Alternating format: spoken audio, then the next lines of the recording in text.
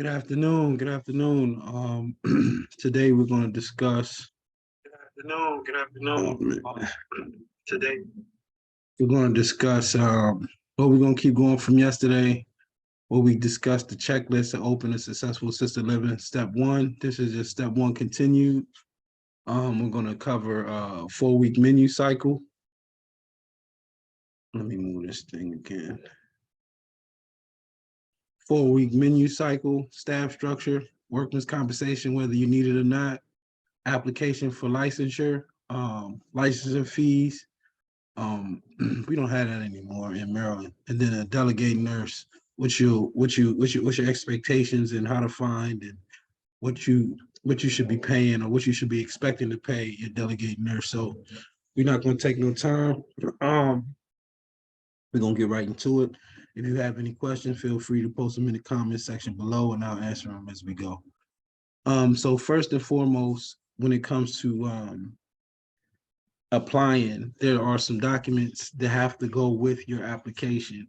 And one of those documents is a 4-week menu cycle that the state wants to see signed by a licensed dietitian or nutritionist. So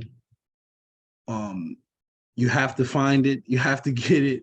We have it in our business startup kit, but it's not signed by a nutritionist, so you have to get it signed. I'm going to pull it up here real quick so you guys can at least see what it looks like. Let's see, do a new share, just so you guys can get a look at what it looks like and what's all there. Obviously, we're not going to go through the whole menu because it's a pretty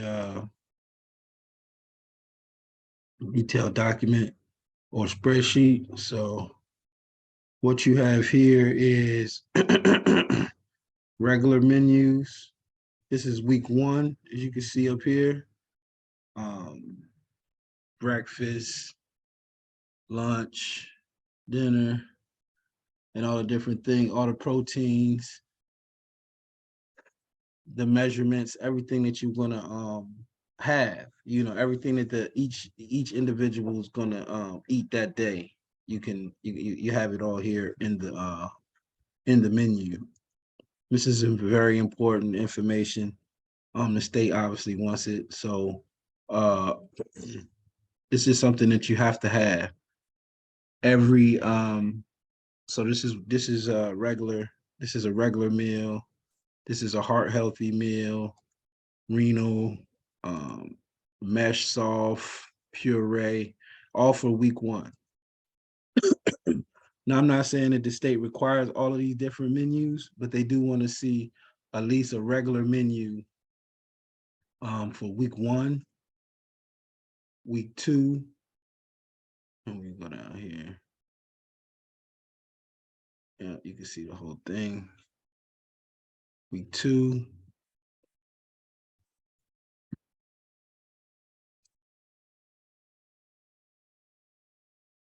Week 3. And again, you have all your measurements, everything outlined, even the cost. Excuse me. Even the cost.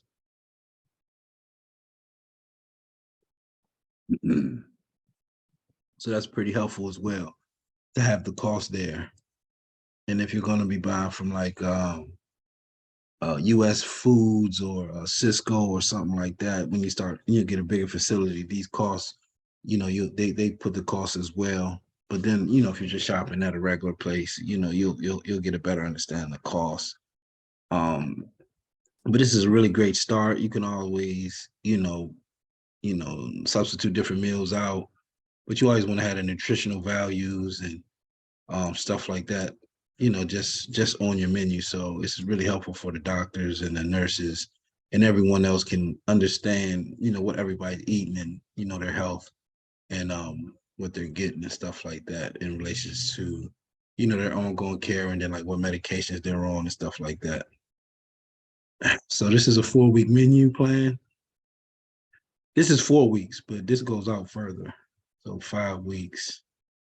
It goes out to 5 weeks. So This is a 4-week menu plan. This is something that's mandatory when you submit your application in the state of Maryland. And if you're in a state where you don't need it, you still want to have it. Obviously, you post it, you post it on the board, on some board in the kitchen, so everybody can know what's going to be for the meal as the week goes by, day to day for the staff, the cooks, obviously, whoever's going to be doing the cooking, so on and so forth. So that's real simple, real straightforward. The menu cycle, the 4-week menu cycle. Let's get back here. So staff structure. So what we've been discussing is basically a smaller assisted living, or like I say, like a boutique style residential assisted living. One thing I wanted to discuss, thinking back about, the previous business plan that we were looking at yesterday, was that when you're setting up your facility, one thing you don't want to do is hire too many hourly staff members. The ideal staff structure, for what I think, is always to have at least one living caregiver. And depending upon how many residents you have, one living caregiver. If you have more than five residents, you might need one living caregiver and a full-time, but then or you can have one living caregiver and a part-time. And again, it all depends on the level of care, the amount of residents you have at the time. But the one living caregiver can make a huge difference on your payroll. And that's where you're usually going to payroll is basically going to determine if you're going to win or lose in home care. I mean, in residential assisted living, especially when it comes to these smaller facilities. So, opposed to paying someone hourly, you can pay them daily. So, and along with that daily rate, they would not only just be getting the opportunity to get paid, they also would have the opportunity to, not pay rent. They can eat, they can eat out of the facility. They don't have to pay for food. They get free electric, obviously free internet. So there's a lot of benefits, free room and board pretty much, that comes along with that pay rate. So you want to try to get them, you want to have a live-in 7 days a week, whether that's 2 different live-ins or sometimes it's one live-in. Some live-ins don't mind working 7 days a week. Some I've seen work months at a time, like straight through. Obviously, that doesn't mean they're working 24 hours a day. A live-in shouldn't be working no more than 13 hours a day. And then also, they should be getting at least 6 hours of uninterrupted sleep and 8 hours of sleep total every night. So what does that mean? That means they can take naps, they can take breaks and stuff like that. So with the facility, a 5-bed, say say like a 6-bed, a 5-bed facility, live-in, a part-time caregiver that comes in, say 4 hours a day, 6 hours a day, you should be fine. Then you have your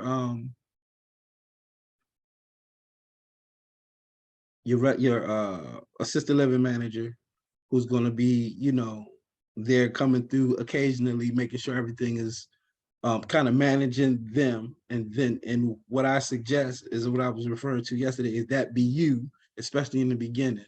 So you're the administrator slash manager, and then also, and you want to come in on a regular basis, especially in the beginning. I would suggest coming on a daily basis, to just make sure that your facilities is running properly. People are getting up at the proper times, and medications and everything is going smooth. Showers, meals, whatever maybe activities you have going on. If there's transportation or people are coming and visits and stuff like that, you want to make sure that you're present to see some of this stuff happening as often as you can.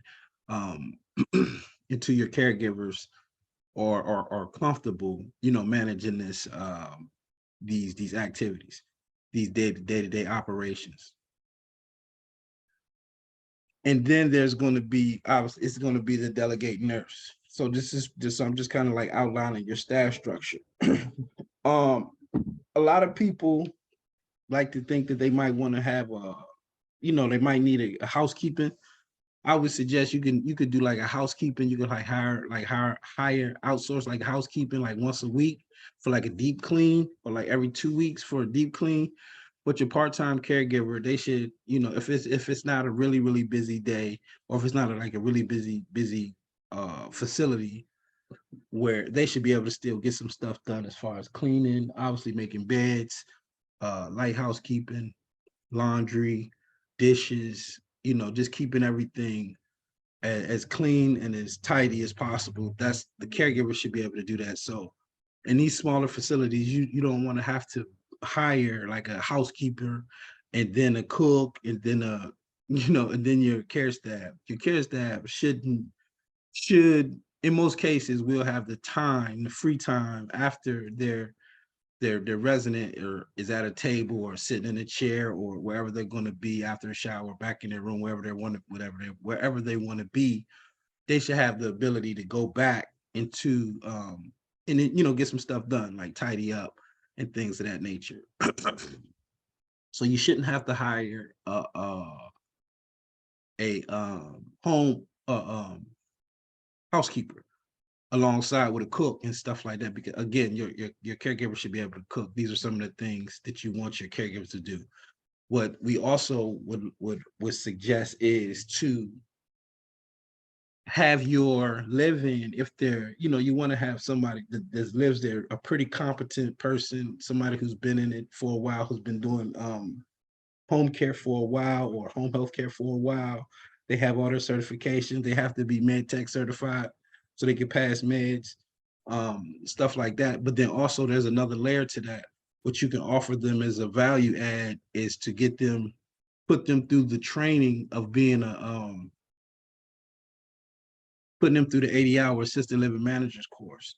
And why do we do that? What we like to see is an on-site 24-hour assisted living manager, which will make you sleep much better at night, because now you're the assisted living manager and now you have your alternate actually living there. And that's a great thing, to have someone who can manage the whole facility just like you can.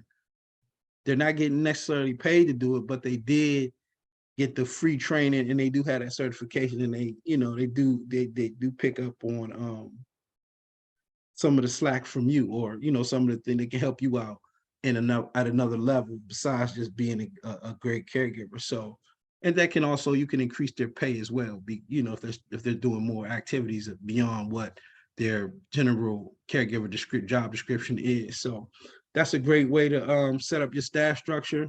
What we have is your live-in, your part-time, depending on the level of care and the amount of residents you need. You might need another full-time or part-time, full-time caregiver, yourself as the assisted living manager / administrator, and then your delegate nurse. We're going to get into the delegate nurse.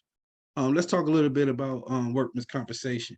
Different states require different things. So in Maryland, we're allowed to use independent contractors. So we really like to use independent contractors. It's just an easier process. But I would definitely talk with your accountant, because every situation is different. Everybody's financial situation is different. And I can't necessarily give tax advice. And this comes down to tax advice when you talk about what you want to do and how you want to pay and how you want to structure your business financially. But Maryland does allow you to use independent contractors under certain circumstances where they have to be insured on their own and have their own kind of like business entity set up. And we do help them with that process. So make sure, if this is something that you're thinking about going in that direction, that you're going to have your state look into your state's requirements, because each state is different when it comes to this. So if you're not going to have, if you're going to have full-time employees like what's it? If you're not going to use if you're not going to use 1099 employees, or if you're not going to use independent contractors, you're going to use traditional employees, you're going to need workman's compensation. So make sure you check and make sure exactly what you can and can't do before you take a step further within employment of your of your staff. So real quick, I want to look at the go to the next application for licensure, what that looks like. Most states give you like an instruction package and then also the actual license. I'm gonna share the screen here so we can look at that as well. Let's see. Give me 1 second. Again, if you have any questions, feel free to post them in the comment section below.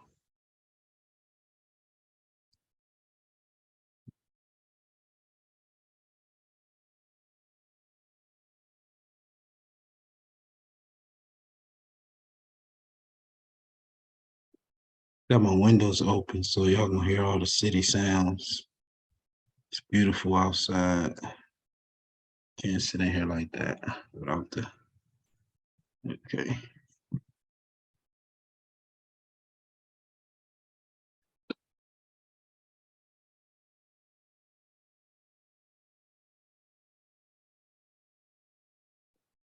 Be right.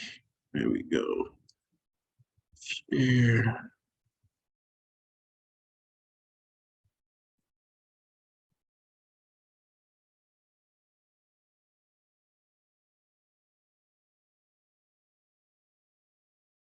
So this is the Maryland's assisted living application, instructions for completion. So just can easily be downloaded on your from Google. You just put assisted living application Maryland, or you put assisted living application whatever state you're in, and you'll usually get some kind of documentation that pops up, the free download, a PDF of some sort that's going to allow you to see exactly what the process is. So application for licensure. To obtain a license, complete application form must to obtain a license, a complete application form must be submitted with all related required documentations. Only when all documentations have been received in its entirety and approved will a nurse surveyor contact you to schedule a paper review. So on-site facility, charge may be $200 per additional on-site. So if you're not prepared when they come, they might charge you an extra $250. Require application section. So general information, ownership, background, workman's comp, affidavit. Let's look at this. So required documentation for initial application, a hand-drawn sketch. Like I was telling you previously, you just need a hand-drawn sketch. 8 by 11 inch paper for each level of the building, label each room, sketch indicate measurements for all rooms, refer to Kumar to determine the minimum size for the residence room, a uniform disclosure statement. I should have pulled that out, I forgot all about that. Matter of fact, we'll pull up the universal disclosure statement next on the next training. A universal disclosure statement, I'll give you a basic brief understanding of what that is. Hold on, let me see if I can click it. No, it's not clickable here. So a universal disclosure statement is basically a uniform disclosure statement is basically a form that you have to submit to the state, and then you have to also submit it to your residents, whoever signed the contract. The people that's coming to you're going to be doing business with. It's not necessarily always the residents. Sometimes it's the family. It's usually the family. So on this statement, on this document, you're going to outline everything that's offered in your facility, from toilet paper to food to from everything that's offered within the price of your facility's monthly rate. And what's not, then you have to kind of separate what's not offered. So the family won't come back later on and say, oh, we thought it was going to be 8 meals a day or 5 meals in an inshore, or we thought you were going to take care of, diapers or, depends or whatever, so they won't come back. You want to make sure the state wants to make sure it's outlined, and you want to make sure it's outlined, and the family wants to make sure it's outlined, and the state requires this document, so everybody's on the same page. So if there's ever a discrepancy between the family or the client and the facility, the state has the document, you have the document, and they have the document that says, okay, well, on this document it says these things were included and these things weren't, and they want to make sure that's there up front, and you have to fill that out up front as well. That's part of the documentation that goes with the application. A 4-week menu cycle, we just discussed that. A copy of Verify showing that you own a building, lease, or otherwise have control.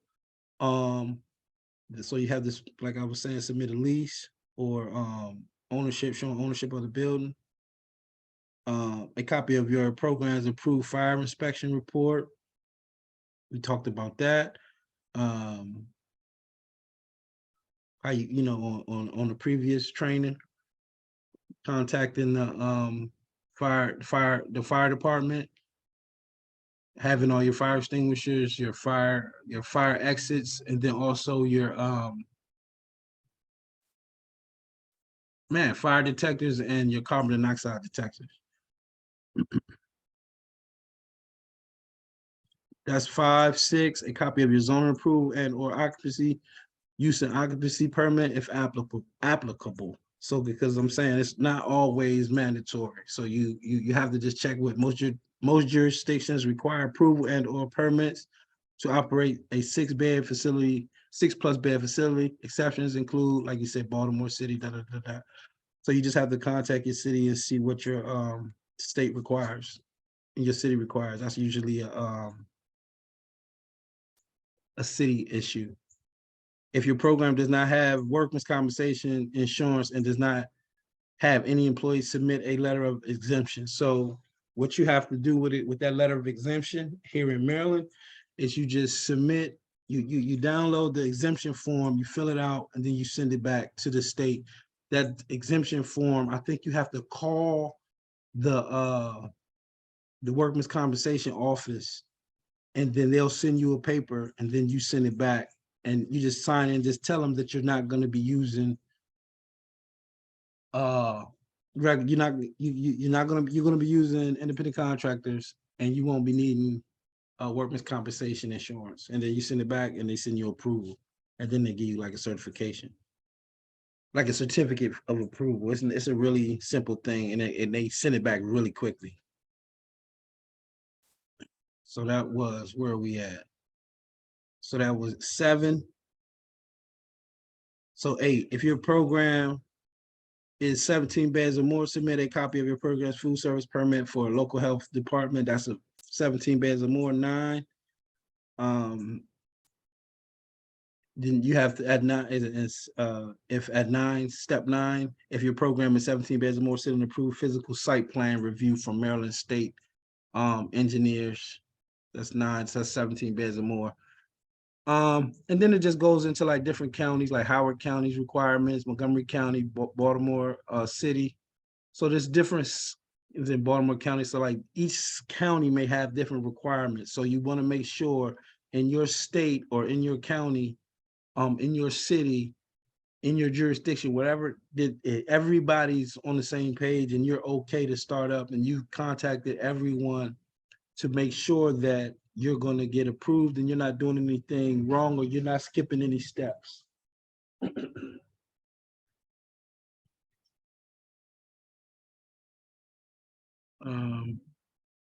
So 13 is Baltimore County.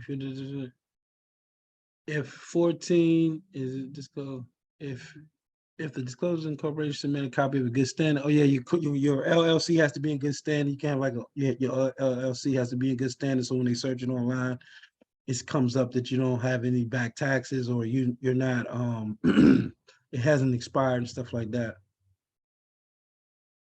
And then 15 is about a specialty unit. So if you're going to have like a specialty unit or care, you got to submit a different level of a different disclosure form. that's going to show that you're going to be offering like specialized dementia care and stuff like that, like have a specific dementia unit. And this doesn't mean that you can't take dementia patients. It's just that you're going to be designated as a facility that has a special program or unit, and it's a little tougher to get, but you can do it. It's just you just have to go to take a few more steps. So after you submit the application, the scheduled paper review comes next. And it says, do not submit these items with your application. Number one, the assisted living manager staff record which must contain written evidence that the manager meets all experience, education, age, and health and training requirements. Basically, they have to have been in the industry. They have to go through the 80-hour training. They have to be old enough, and they have to be in good health. The alternative managers, same thing. Documentation of, they got to have a criminal background for everybody on the LLC, and everybody, all the staff, as far as the nurse, because there's going to be a nurse on there. You can't be a nurse, obviously, you got a criminal background, but you can, because there's no like state registrar or anything like that for assisted living managers. You go through a course, you get a certification from the nurses program. You want to make sure everybody has a clean background. And same for the nurse quality assurance plan, a business plan, 1-year operating budget, which would demonstrate financial or administrative ability to operate assisted living, a copy of your program's residence agreement, and the sample agreement. All of this stuff is in our package. A copy of your program's policies and procedures. Hold on, man. Sorry about that. A copy of your program's policies and procedures to be implemented in accordance with the following regulations. So these are all of the things that they want to see in your policies and procedures: bed and room, assignment policies, all of that good stuff. 8, where did it go? Keeps moving around. Sorry about that. 8 here. You can see.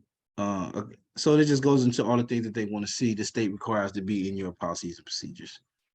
And this is submitted after they approve your application, your initial application with those documents.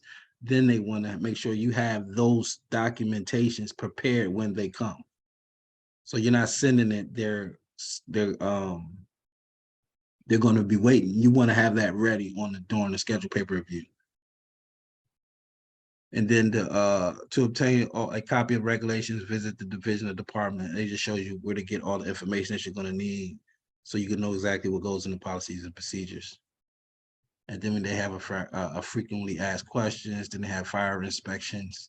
So these are the numbers or the requirements. Basically, if you're going to need so 1 to 5 bed fire inspection office, this is the number. 6 to 5 bed. So I thought this was the part where they require, it's just telling you what's required. So some counties require it, some counties don't even require you to get a fire inspection. And that's the document, that's the application, that's the instructions. So let's share here. We're gonna go back here and look at the actual application itself. Another fairly simple document.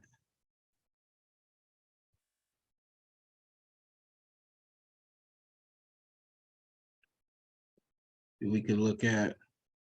And then this is also, hopefully this is helpful for other states. Again, you should find most of this information right on your state's website, the Department of Health website, and they should have these applications and these instructions right there. And if you don't, you might have to go down there and find and ask for them. But these documents should be right there online.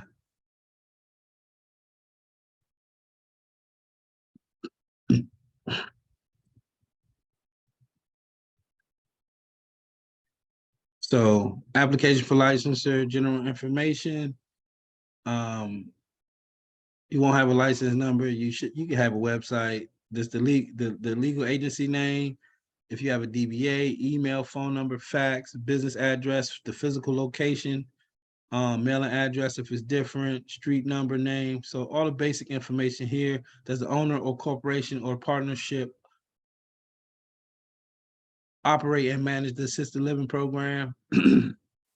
Number of beds requested, level of care requested, 1, 2, 3, you know. Level 1 is obviously the basic care, medium care, and like full care. Are all areas of the assisted living fully constructed at the time of you submitting this application? Because a lot of times people are building them, so they just want to know if you're all the way done with the building process.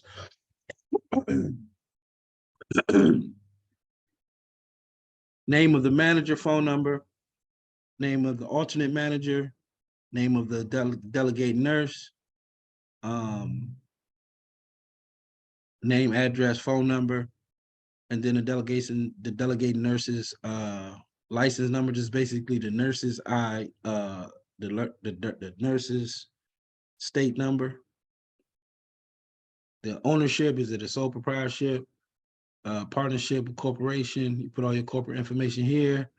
Has the applicant, owner, and manager permit to provide third parties have you ever been denied or suspended or revoked for a license? Does it, and then operation, what is it here?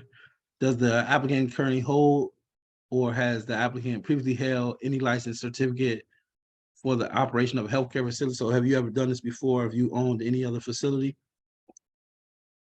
Does the owner, applicant manager, alternate manager, staff, household manager have a criminal conviction or other criminal history? Yes or no? If yes, explain. And then we got the workman's comp information. And then you just, you're basically signing an affidavit, basically swearing that all this information is true. And then all your owners have to sign here.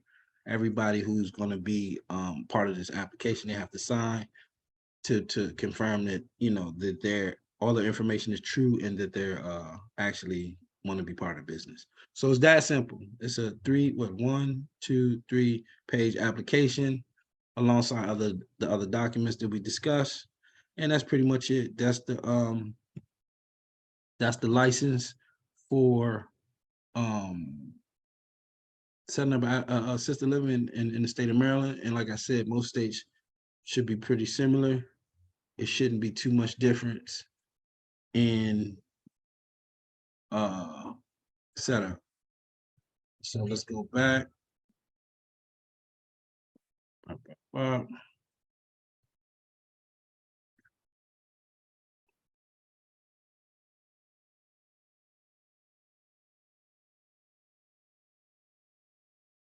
And okay.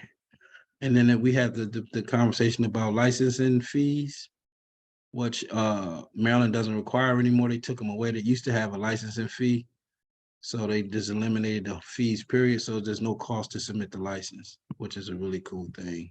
It wasn't that much anyway, like a couple $100 or maybe even $100. But still, it's free now to submit your application.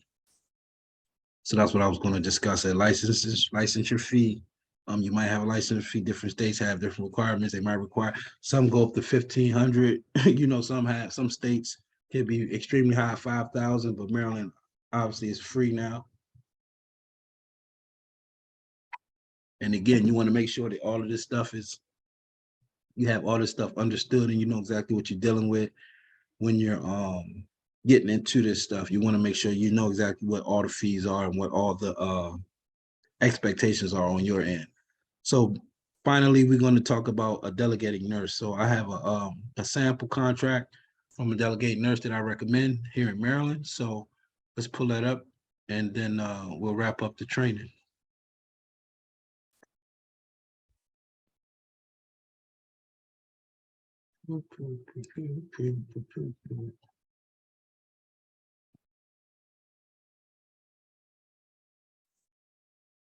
All this back and forth. I know it's the easy way to do it. I just don't necessarily be doing the easiest way because I don't be that literate on the computer.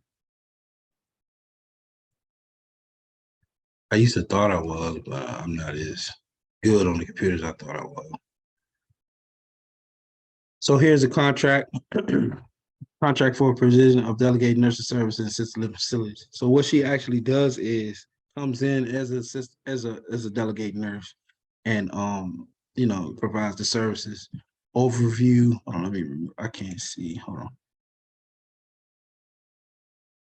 Overview the case manager delegated nurse role and responsibilities. So these are her roles and responsibilities outlined in her contract. Kind of just take a quick glance at that. I'm not going to read all of her roles and responsibilities, but she understands that the Maryland Nurse Practices Act cites that include, but not limited to, regulatory regulations governing the registered nurse standards and practices, delegated nurse functioning, regulations. She understands her responsibility of a case manager, delegated nurse, and what basically the responsibilities include: a 45-day assessment during the site. The follow-up site visit may occur a minimum of every 45 days. Assessing the clinical status of the client every 45 days. Assessing the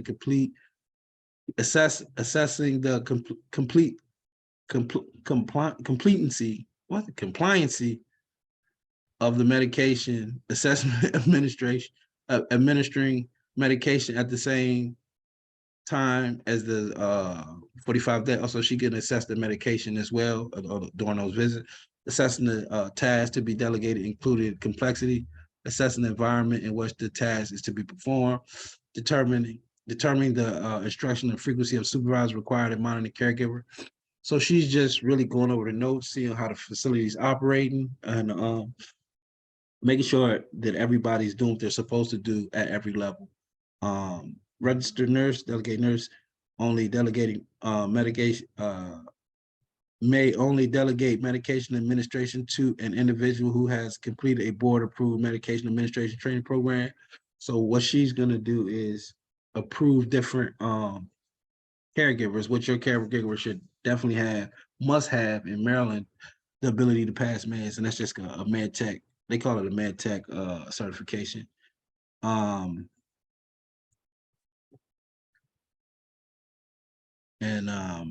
The RN must document the 45-day visit. A registered nurse may not present himself to the facility by limiting their activities to medication review and only examining the medical records.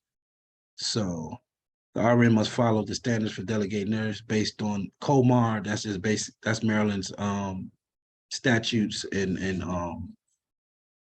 policies, and the delegated nurse functionality regulations.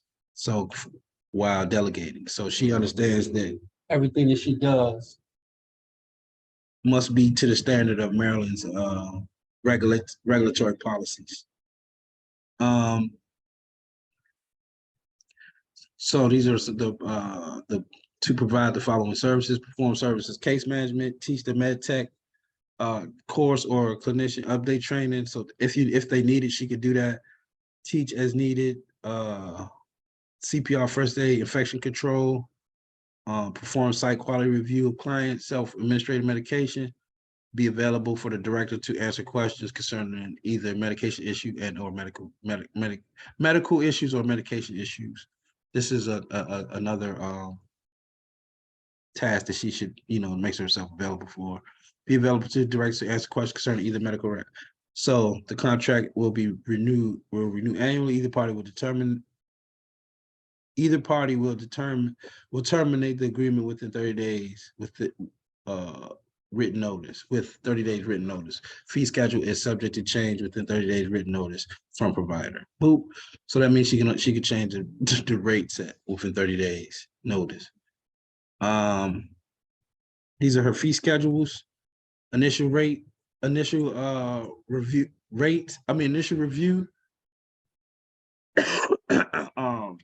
150 per resident. Comprehensive assessment, 120. 45-day review assessment, 100. Medication chart review, 35. Service plan, initial service plan, 75. Service plan update, 50, and so on and so forth. Med pass, 50. Caregiver compliance initial per staff, 50.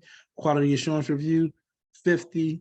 Wound care assessment, 30, 20-hour CMT training, that's certified med tech classes per student, 250, 4-hour renewal class per student, 150, and American Heart Association BLS, CPR, and first aid training, 100. So this is her rates. Negotiable monthly contract rates are available upon request.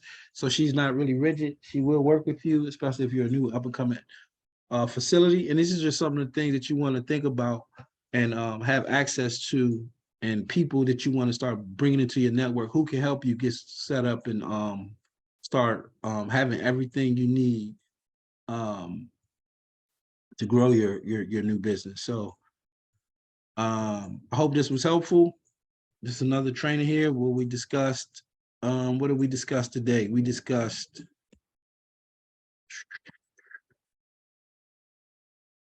quite a few things.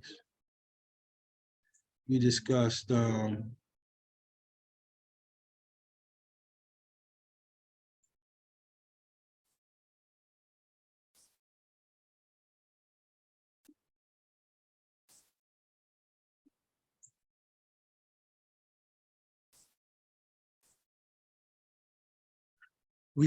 4-week menu cycle, where we just showed you in the very beginning what a 4-week menu cycle looks like and the importance of it, and having a nutritionist or dietitian sign off on it.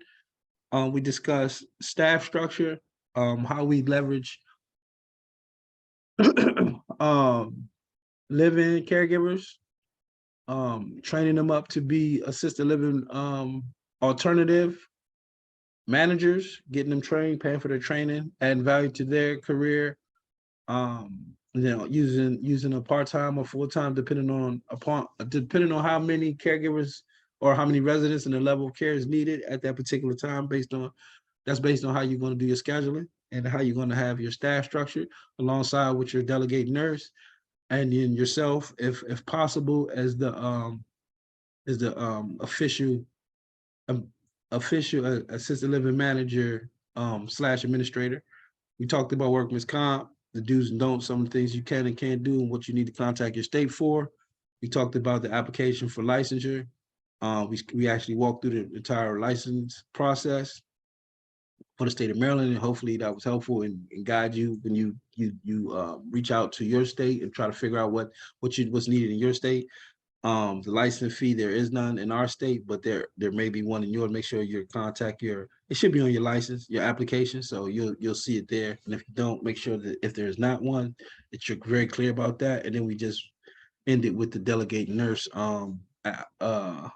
responsibilities and contract and some of the pricing fees. So hopefully that information was helpful to you, and we look forward to seeing you on the next training.